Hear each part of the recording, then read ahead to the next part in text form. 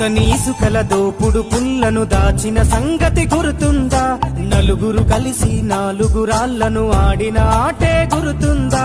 చిన్నతనమంటే కొంటతనమేలే, ఎన్ని ఏళ్ళైనా తీయని జ్ఞాపకమే. ఈ మానవ జీవన పయనంలో బాల్యం అద్భుతమే, మన బాల్యం అద్భుతమే.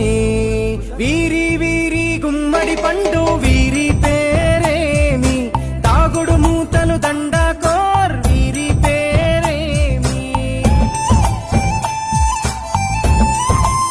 మెత్తని ఇసుకల దోపుడు పుల్లను దాచిన సంగతి గుర్తుందా?